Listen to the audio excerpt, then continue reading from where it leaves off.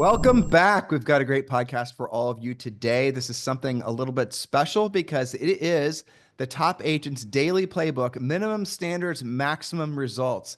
And we also have another little special announcement, assuming this works out and Julie doesn't kill me, is that we're going to start doing the podcast using Zoom every day that we're not traveling. And as you guys know, we do travel quite a bit of the year. So we will do as many of these on Zoom as we possibly can so that you guys can look at us while we're looking at you while we're doing the podcast. So Julie prefers it this way because I can't harass her as much during the podcast because she's actually in a different room. So Julie, welcome to today's show.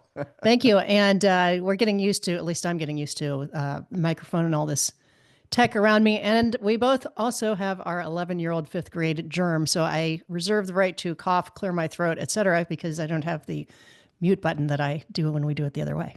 Yeah. So, and we don't edit our podcast. So there you go. That's how they know it's live.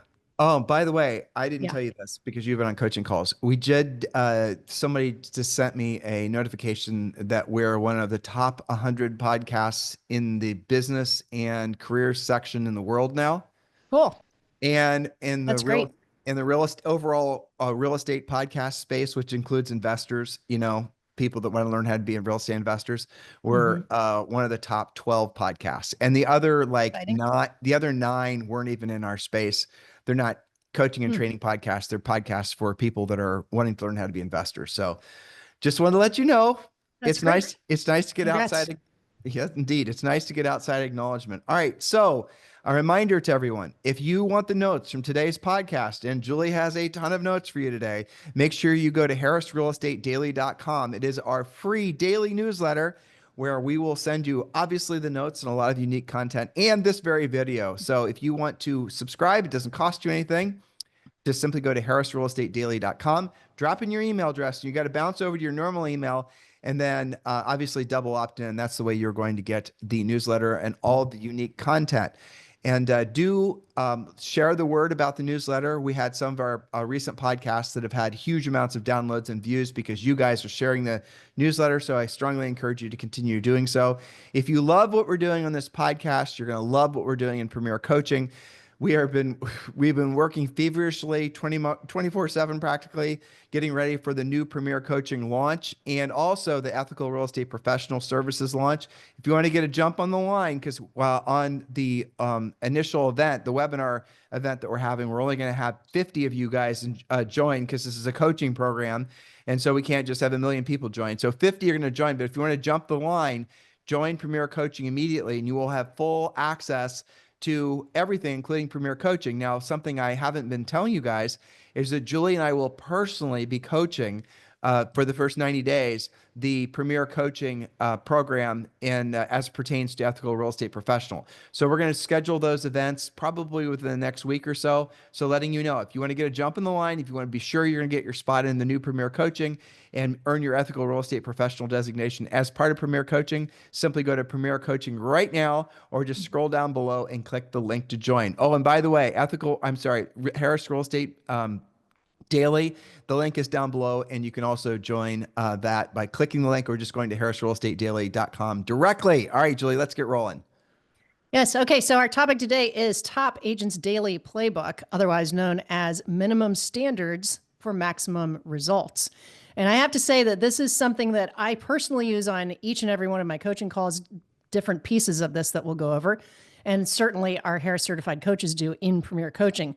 So here's the secret. Everything we discussed today will be radically easier and more fun to execute once you have your real estate treasure map, which again, you can get in Premier Coaching. So sign up for Premier Coaching today if you're not already involved with us to get your free personalized business and life plan. That's premiercoaching.com. So that's going to help. And I mentioned that, of course, they can see that in the notes as well. So point number one with our minimum standards, use, and most importantly, update your visual accountability whiteboards every day. So what do we put on the whiteboards? And we can talk as much or as little about this as you'd like, Tim. But ideally, you're tracking all of the following based on your goals. Okay. So you get your goals from the real estate treasure map. You're going to track chronologically. Every deal starts out as a lead, right? So you've got a leads board. You've got active listings. Those are signed listings that are not pending. You've got signed buyers. you've got pending closings, and you've got closed transactions. Now, and I'm going to switch back from my notes here so I can But talk to Julie, you about that a I little think bit. it's Yeah. I think you'll agree that it's really important that when they're deciding who's going to be qualified as a lead, they're Mhm. definitely not putting up a contact. So a lead is someone that you Yes. fully pre-qualified. So a lead is going to be somebody that's fully pre-qualified where they've answered all the questions on the buyer or the seller pre-qualification form. And then that form will then tell you their motivation, tell you if you're frankly competing with another, if it's a seller, if you're competing for the listing, tell you what their, all their likes and their dislikes. Well, you've had a real conversation with them, is what you're saying, right? It's not just like somebody I met at the gym that's in my contacts in my phone. That's different. A lead is somebody who you've had that conversation with where you're asking those types of questions you just rattled off. And you should be able to tell me if it's on your leads board. If it's a seller, you should be able to tell me their time frame, their motivation. My coaching clients also have to have what their next step is. So for a seller lead, it might say next step is meet with the comparable market analysis. It might say send hard copy pre-listing package. For a buyer, the next step might be connect them with a lender or follow up with that lender and see whether they actually talk to each other. So that's how in-depth a lead is versus, to your point, versus a contact. A contact is just somebody you know. Well, to Julie's point, it's really critical that when you get a lead, it does not matter where the lead comes from. It does not matter what the source is. It does not matter if it's online or someone you meet at the gym. It does not matter. You need to immediately go into the pre-qualification mode.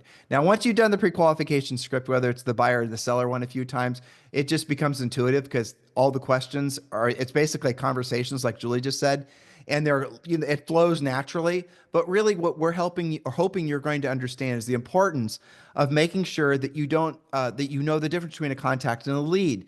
And the game is won with the fewest number of leads, which is counterintuitive, but it's true.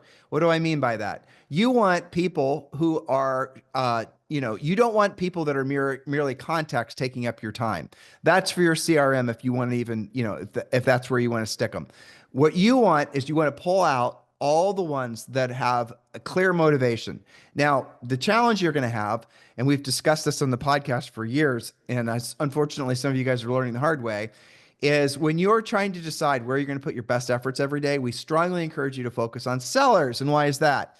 Because there's no such thing as a buyer that has to buy. Every single buyer out there can simply change their mind. They're going to put that, they're going to decide to stay put. They're going to stay renting. They're going to stay living in the garage. They're, all those things. Whereas a seller, there are definite reasons why they have to sell, where the decision to make the decision to sell the house is no longer theirs. There's some extenuating circumstances forcing them to want to have to sell the house.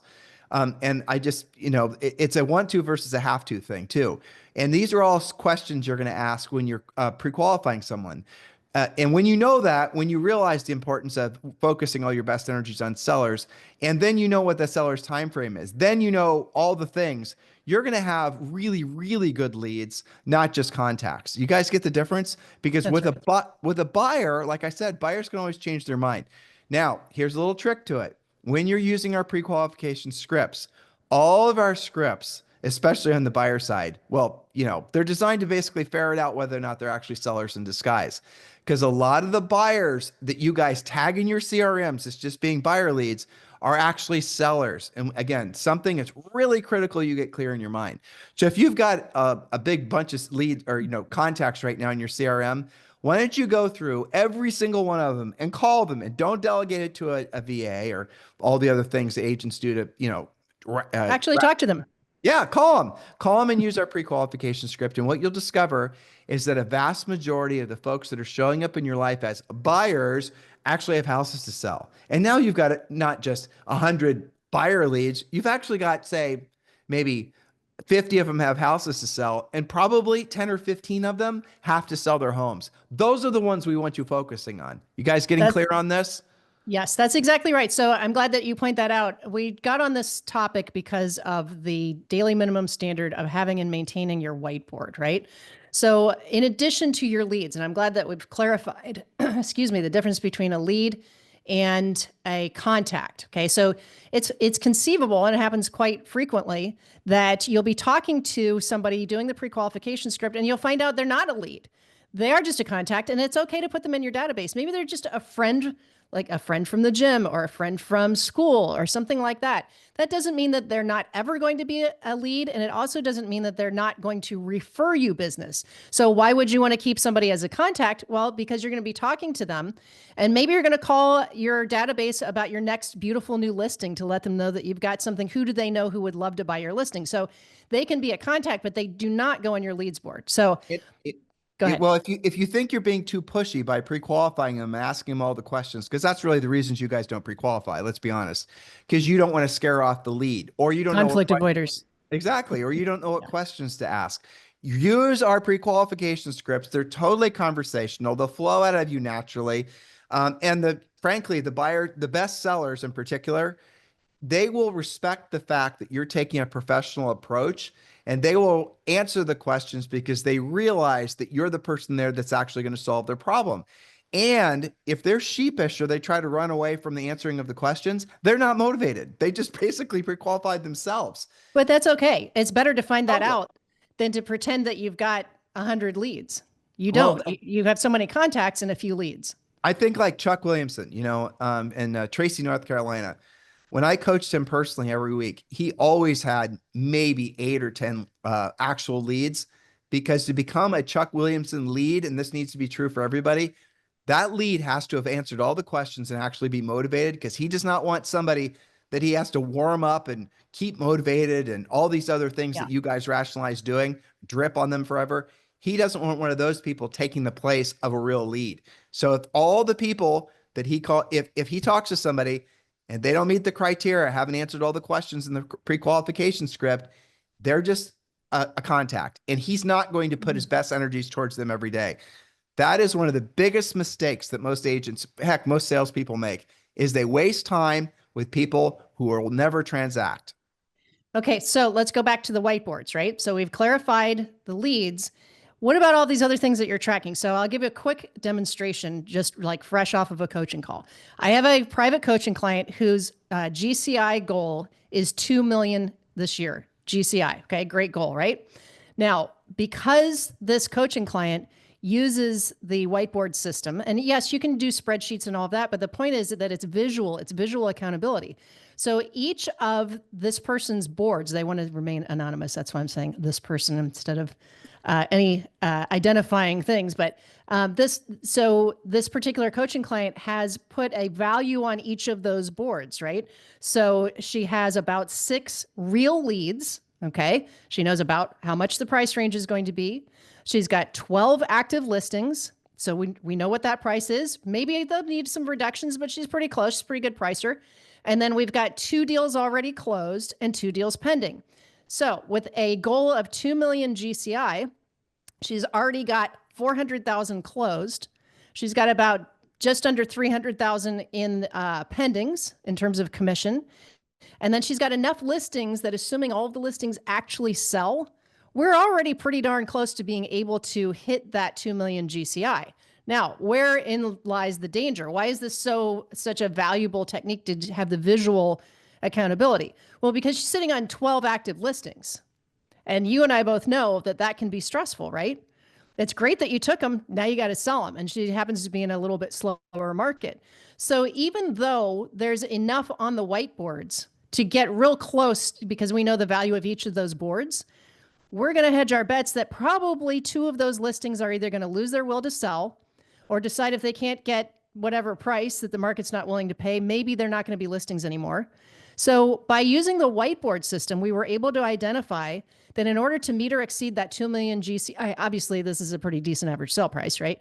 But in order to meet or exceed the 2 million, she just has to identify between 4 and 6 additional deals this year in the right price ranges, right? In order to get up to that 2 million GCI. Isn't that comforting to know versus what most agents do? I need to do more. Gosh, I wish my listings would sell.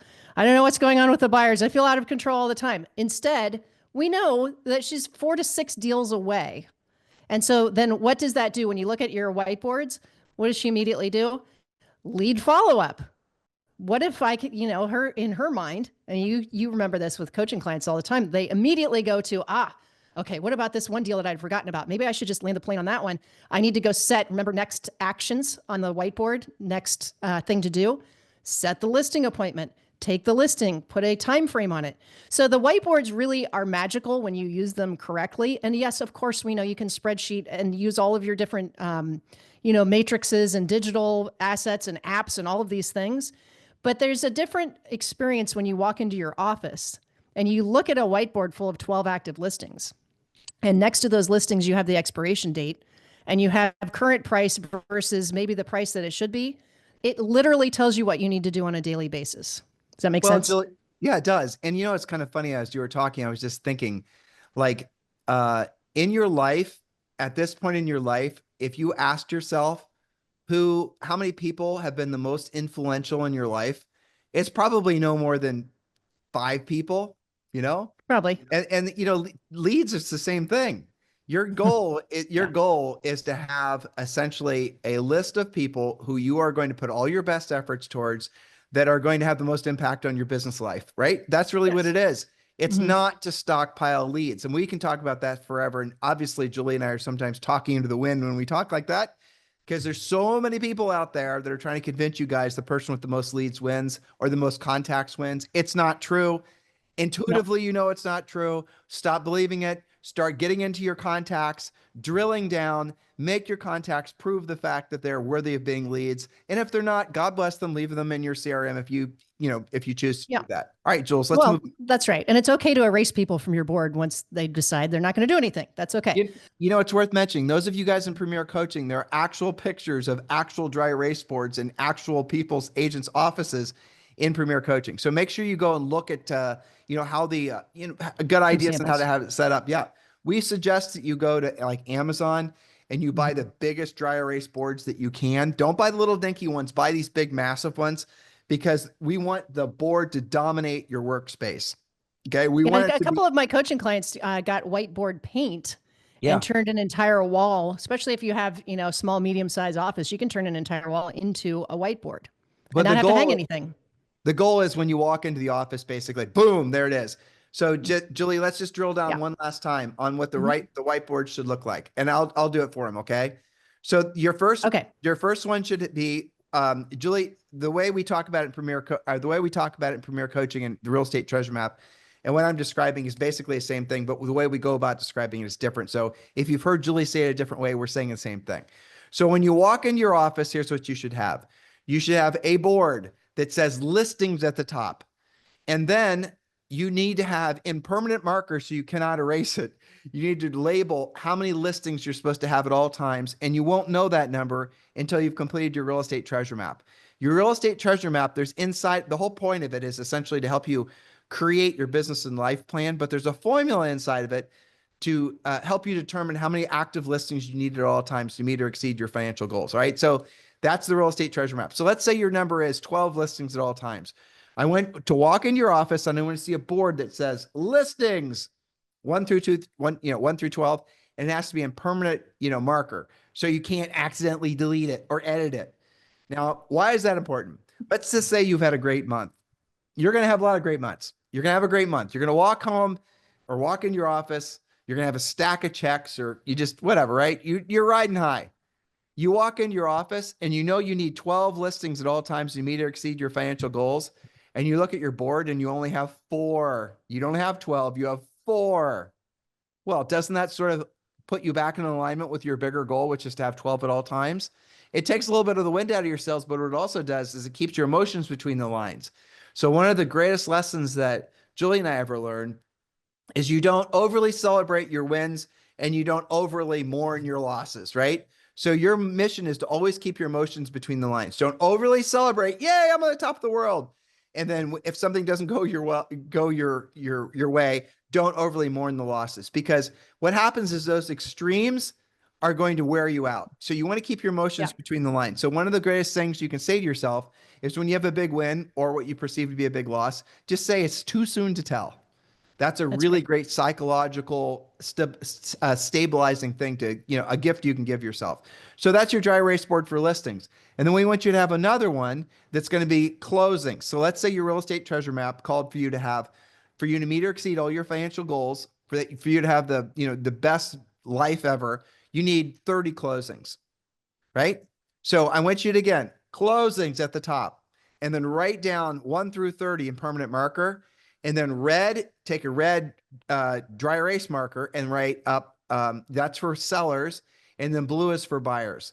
So every time you have a closing, write the address down, write how much money you made. Don't hide away from the commission. You know, maybe you want to write down what the gross commission amount was and how much you actually got when you got paid, right? And then we want you to write down the lead source. And I know there's CRMs and all these fancy things to keep track of it, but I'm gonna tell you guys a little psychological trick to doing it this way. All right, so you're gonna have all your things written down. You're gonna be halfway through the year, or in the case of Julie's client, a few months into the year, and you're gonna look at all your closings. You're gonna, be happy for the money you've made. But then what I want you to start noticing is where the lead sources were. And what you'll discover is where your actual closed transactions come from aren't the same place where your contacts come from. Remember what I just said. So your contacts, the people you put into CRMs that you hope and pray will one day become closed transactions, do not come from the same sources that your actual closed transactions come from. Leads lead to paychecks. Contacts lead to basically drip campaigns that you guys are delusional into believing that are going to result in closed transactions. Every single research that's ever been done on long-term lead follow-up shows that less than 3% of all leads in a long-term CRM ever actually end up transacting or buying or whatever it is. You guys getting it? And even then, it's not necessarily with you. Well, that's the point. Exactly. Yeah. I mean, the leads that are in the contacts that are in your CRM are also in other people's CRMs. Shouldn't all this be obvious to everyone? So what I said, and hopefully you guys are internalizing this, are the leads that result in transactions come from very defined sources, and you're going to see this. And I'll tell you the first time I realized this. Julie and I would typically sell between 100 and 200 homes per year. And Julie and I were doing proactive lead generation. We were doing passive lead generation. We were doing direct mail. We were doing pay-per-click. We were doing all these things. I'm going to tell you this, and I actually kind of, to this day, I could feel the burn because it was, it was so insightful, but it was also a little embarrassing, especially in front of Julie. So she's smirking right now for those of you guys who are watching us on YouTube because she remembers this. All right, Julie played in orchestras, and she was a semi-professional musician. And she would play, one in particular. So we looked at she'd been playing in this one particular orchestra for like 3 years, I think. And then it wasn't quite halfway through the year, but we had closed like 40 deals or something. And I remember looking at that board, and I remember seeing this very distinct pattern. And we'd spent a lot of money on passive lead generation. And our passive lead generation, postcards and the other things, was good. It was. But then I saw where the deals came from. Centers of influence, past clients. Very specifically, a lot of them were coming from Julie's music sphere. And very few of them were actually coming from where we were spending all of our money on. So what we did is we stopped spending the money and we focused on what was working. And guess what happened? We made a hell of a lot more net profit, had to worry a lot less about the things that weren't mattering in the first place because they weren't generating transactions. And we got refocused. And that's what I'm hoping you guys will realize. But this is the importance of having everything in front of you, because what that dry erase board does, actually, it gives you a lot of accountability. It's almost like having a coach that's going to. Yeah, it's great. I mean, we're kind of turning the whole podcast into about the visual, but that's okay, because here's the thing.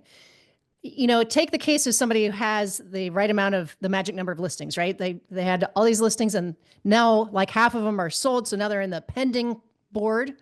Okay. So what the visual accountability does is it causes you to then look at that half empty listings board and say, oh my gosh, because here's the other thing. And this is why I have coaching clients send me a picture of them.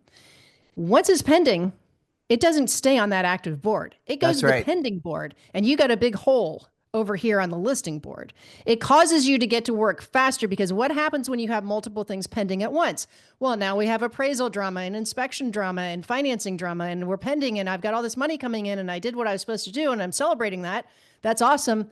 But meanwhile, if I walk into my office and I see half my listing board is empty, that's great. I've got all these pendings happening, but now I've got to get on the stick faster and say, I've got to get back to my lead generation. I've got to get back to my lead follow-up, because if you don't, and you operate like most agents do, and you have even 3 pendings at the same time, you're going to hide out in all of that transaction activity. Even when you have a transaction coordinator, you're going to get into the drama of all those things. And then pretty soon what was, and I tell this to coaching clients, that's great. You know, to your point, it's too soon to tell. You can kind of celebrate, but here's the thing. When you have a really big month because you had all these pendings and it's going to close the next month, that's great. But if you're not constantly regenerating and getting on your lead generation, what used to be one really kick-ass month now becomes a pretty good 60 days and an only okay quarter because you didn't get to work on the things that were necessary fast enough because you were distracted by putting out fires. Does that make sense? Yeah, totally. So listen, guys, the notes from today's podcast are at harrisrealestatedaily.com. That was a long time on our first point, but it really is the most important point of all these. But, you know, the next one's great too, and actually encompasses something that Julie and I just talked about. So Julie, point number 3, or okay, I'm skipping point number 2. I'm skipping point number 2. So you guys, we're going to have to bear with us. We're making our way through the Zoom podcast. Like I told you, glitches are inevitable. Yeah. So point number 2, Julie, sorry. Okay. So point number 2 is easy once you get it set up. And that is simply to look at your finances every day. We like to use monarchmoney.com as your dashboard for your performance, your key performance indicators, your KPIs. That's your savings, checking, credit cards, investment accounts, investment properties, and everything else financial is visible using that monarchmoney.com. That even includes your credit scores, your upcoming bills. It creates budgets for you. And this will cause you, again, you can tell we believe in the visual part of this, right? Because how many of you guys, we know this because when we do the treasure map with you, this comes out. People don't always look at their finances. Maybe once, some of you only look really once a quarter, once a month, or when you have to do your taxes. It's easy for things to get past you. It's easy to, get off of the budget. But looking at monarchmoney.com causes you to be accountable to your financial goals. And you can literally see on a daily basis, how are you doing versus how you want to be doing? What's happening with your savings account? What's the upcoming bill? What's the budget? How much are you actually spending on gas for driving all those buyers around while you're supposed to be learning to be a listing agent? What are those budgets? What's going on? So point number 2 is simple. Just visit your money daily and use something that makes it easier. Monarchmoney.com is our preference. Well, let's be honest, Julie. The other thing that's important about going to Monarch every day is that most people are not comfortable thinking about money. Mm-hmm. And you have to remind yourself this very basic rule. You have a daily burn rate. And so, for example, and Julie, you have your phone nearby so you can do some math for me?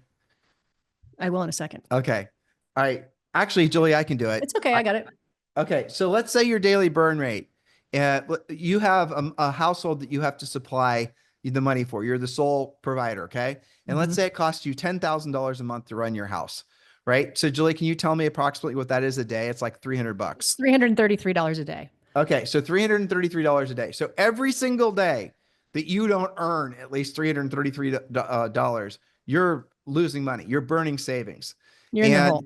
And exactly. So what we're hoping you're going to understand is use your natural nervousness, if you want to call it that, or because really money talk makes people very nervous. A lot of people use that to your advantage, because if you are checking in on your finances every day and you're reminding yourself what your daily burn rate is, and that, by the way, that's one of the best, most powerful ways to really keep yourself centered and not get distracted. So if you're finding yourself, I can't get focused, I can't find my motivation, what's my big why? Remind yourself how much you cost every single month, how much your family costs every single month, and ask yourself, in this particular day, did I earn enough money to cover my expenses? That's an oversimplification, because obviously in real estate, you get paid in hopefully large checks. But the moral of the story is we're leaving that in as point number 2, because it is a great centering way. Because if all of a sudden you have that pang of financial insecurity, it's going to help you to be motivated to do what you don't want to do when you don't want to do it at the highest level. Point number 3, Julie. Yeah, well, and it spins up the other way too. I often will say to coaching clients, the result of your work yesterday, what did you create? Well, I got 2 leads. What are those leads worth? Well, one of them I'm not sure, but the other one I've got a confirmed listing appointment. I think I'm going to take the listing. That's worth $10,000, for example. What's the average commission in the country right now? It's around 9 or 10 grand. So that shows you that on one day, in this example, you covered your monthly overhead. So what if you were to have those kinds of results 3 days a week? You'd be saving money. You'd be paying things off. You'd be investing. So we could go on about all of these points. But let's go to number 3. Number 3 is to make contact. Again, a contact is a conversation with a decision-making adult about real estate with at least the same number of people as you must do transactions this year. So for example, if you've got to close 20 deals to meet or exceed your goals, you've got to make 20 actual contacts daily to meet that goal. Adjust as your skills increase, but focus on people who are most likely to sell. So for example, existing leads you need to close on and set appointments with, expireds, for sale by owners, probate, relocation, past clients, referrals. Now, I have a note in our notes, just listed and just sold calls don't count unless they are directly around your listings, because those are about the coldest type of calls that you can make. Now, although you can make a lot of them, they don't really count. So Julie did say something really important there. Hopefully you guys are paying attention. She is hoping you are paying attention to the fact that we're lacing the numbers together. So let's say you have to sell 20 houses this year to meet or exceed your financial goals. You're probably also going to want to, if the real estate treasure map is going to tell you, you need to make 20 solid contacts a day, conversations with decision-making adults. And if the market continues to adjust the way it is, if you're going to be listings focused, you're also going to need 20 active listings, or you're going to at least need a good mixture of highly motivated buyers and active listings where the sellers are absolutely fully pre-qualified and you know their levels of motivation. It all comes down to the numbers, because the numbers don't lie, because you can't hide from the numbers. Because when you wake up in the morning, you look at your dry erase board, you look at your KPIs from Monarch Money, you remind yourself how many contacts you need to make a specific day. You're not wandering around thinking, what should I be doing, and going to Facebook surveys. You know that you're supposed to be making your desired number of contacts a day. We have spoken about the real estate treasure map. That is available at premiercoaching.com. And premiercoaching.com is our coaching program that many of you, thousands of you, join per year. So just go to premiercoaching.com or scroll down below and click the link below to join premiercoaching.com. And yes, that does include the first level of Premier Coaching, or frankly, you can join as Premier Coaching VIP and get all 12 levels, including Ethical Real Estate Professional. The second you enroll, it's up to you how you want to go about doing it, but just go to premiercoaching.com. And that does include a daily semi-private coaching call. And in the first level is the real estate treasure map, which is your fill in the blank business and life plan. So make sure you download that right away. It's like 73 pages, double-sided. Okay, this is not some, one pager, lightweight, anything. This is a book, basically. Read it, understand it, and then fill that out with your spouse, your partner, your dog, your cat, doesn't matter. But get it completely filled out so that when you are thinking, that'll give you the center. A lot of the things that cause us stress in our lives are not having a sense of direction, not having clarity about where our intention should be. And so that's the reason we get distracted with, did you hear this gossip? Or did Trump said this, or interest rates that, or housing market this, or alien visitation, whatever, right? We allow ourselves to get distracted because we have no mission. Your mission every single day, when you're a Premier Coaching client, when you're with Julie and I, our coaching organization, it's going to be very clear. So you're going to wake up every single day. You're going to know exactly what you're supposed to be doing every single day. You'll have the clarity that will give you the confidence to exceed your goals. And then you're going to have to set higher goals, like Julie's coaching client she talked about on the top of the show today. Interestingly, her goal used to be $1.5 million. I was thinking $2 million. That's a really nice goal for an agent. It's a great goal. But Julie, if she's and the reason we raised it is, we raised it because she got to be pretty much ahead. If you divide out the months and you use the visual accountability and the whiteboards and all the accounting, she's actually a bit ahead. So since we have some runway yet in the year, why not raise the goal, right? And so that it becomes more and more exciting, right? So we were talking about what's your daily burn rate, $333 a day if your overhead's 10 grand. Well, you can work it the other way too. So for example, one of the things I like to do with coaching clients when they've got a couple of pendings kind of out in the future, like maybe 90 days out, they've got a new construction closing and they had a longer close on something. So that month is already a good month, isn't it? Why not work as hard as you can right now doing the right things to make it a record month? Make it the best month you've ever made. Maybe you could double your last best month. So even though we've been talking about the numbers, like in terms of, if you don't do this, you're going to be in the hole. I like to work the numbers the other way and keep them really excited and motivated and say, look, that's great that you've got 2 or 3 closings 3 months out. Let's see how big we can make that month. That's really fun. but that is obviously a lot of our top tier elite coaching clients, they have these problems, right?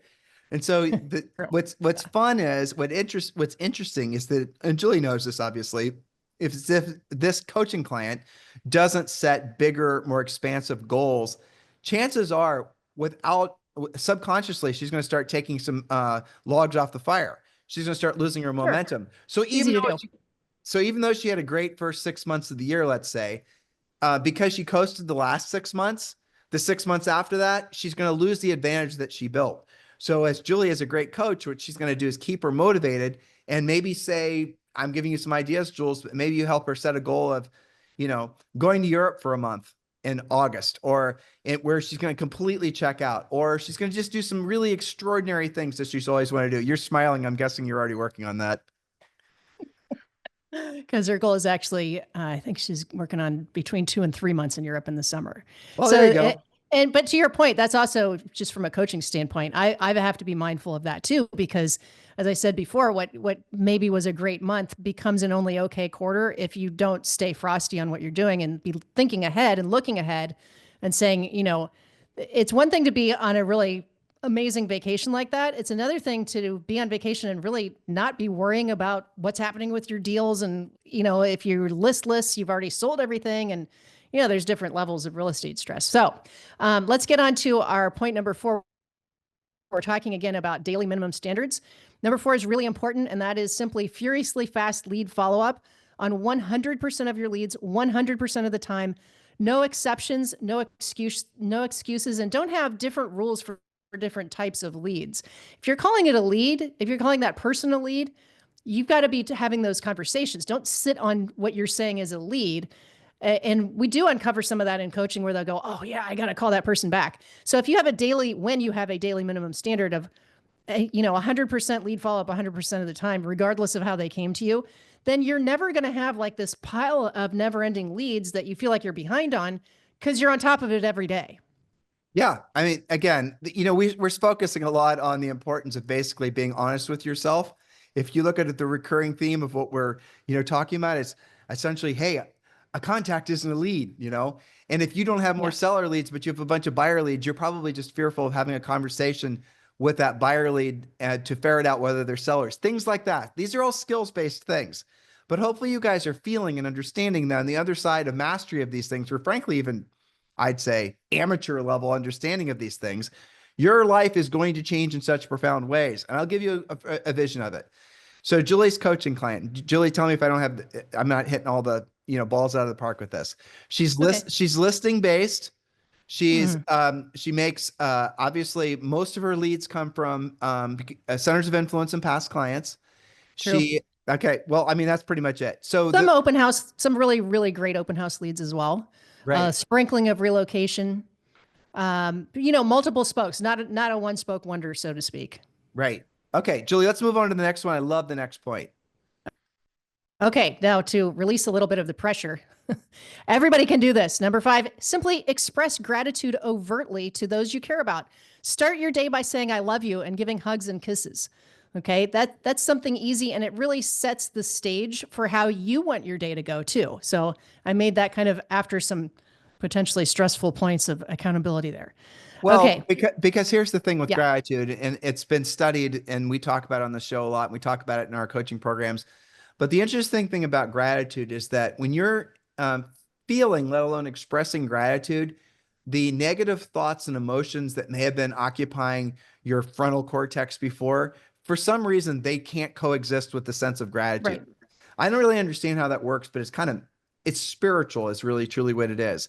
So if you're not feeling optimistic, if you're not feeling excited about your future, if you're not feeling all the things, chances are it's because you just need to experience gratitude. And so to experience gratitude, here's a suggestion for you.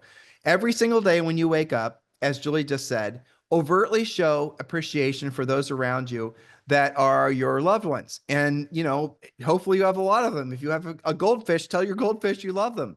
Every morning when you wake up, be grateful for having woken up. Be grateful for the opportunities that lie ahead of you for that particular day. Even if you've got a bunch of egregious heavy lifting you have to do that particular day, still be in gratitude of the opportunities that might arise. If you are And then reinforce it, right? So reinforce the gratitude with listening to things that are going to motivate you, not necessarily rah stuff, but things that motivate you. What motivates you might be listening to spiritual, biblical things. Julie listens to the Bible in 365 days. Look for things that are going to reinforce the sense of gratitude. Why? Because what happens is when you start talking with folks is the energy that you put off is significantly different than, say, the energy of somebody who just got done listening to a bunch of mainstream media and is worried about all the things that they try to get us to worry about, right? If you're somebody who carries around gratitude, if you're someone that radiates, again, sorry for overusing that word, energy that was going to make it so people themselves start feeling gratitude, you've made yourself something special. And this will translate in digital format. This will translate, obviously, person to person. This will translate in how you carry yourself, how your physicality is, how you enunciate yourself, the words you use, the people you hang out with, whether you make eye contact or not. All of these things happen when you seed your day with a sense of gratitude. And if you find yourself getting off track during the day, you can reconnect with that sense of gratitude by simply, obviously, going and revisiting. Ask yourself right now, a challenge I have for all of you. I want you to mention or think of 3 things right now that you have gratitude for, that you feel thankful for having. Just think of 3 things. And if you're finding yourself fighting it, looking for, I don't think, no, just do the work. Okay. So do the work. I ask yourself, what are 3 things that you feel gratitude about? Hey, maybe it's this podcast or this Zoom you're watching or this YouTube you're watching. Maybe it's something Julie said 5 minutes ago. Maybe it's the breakfast you just had. Maybe you guys can be grateful for everything. How about this? You're alive. I mean, any day you wake up you're on the green side of the grass, it's a great day.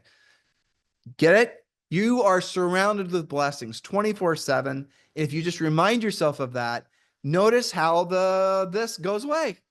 Notice how the skepticism and the pessimism and the loathing and all that, the emotions cannot coexist in your brain when you're in a sense of gratitude. And that's a gift. And I give that to you guys. So listen, Julie and I did not get through all of our points today. We are on point number 5, which is gratitude. There's actually 6 more points here. And we have to get to another podcast. So here's what I'm going to do. All these notes are available for you over, obviously, on harrisrealestatedaily.com. So go to harrisrealestatedaily.com. And remember, when you go there and you put in your email address, you're going to have to hop over to your normal email, and then you're going to have to double opt in to get the subscription to the newsletter. Newsletter is free. The newsletter does include, in addition to the notes, it does include obviously this video, but also a lot of other specific content we create just for our newsletter subscribers. It's working out to be something pretty miraculous. I think we've got 25,000 people in the newsletter now. We have like 500 or 600 that join every month, which is really fun.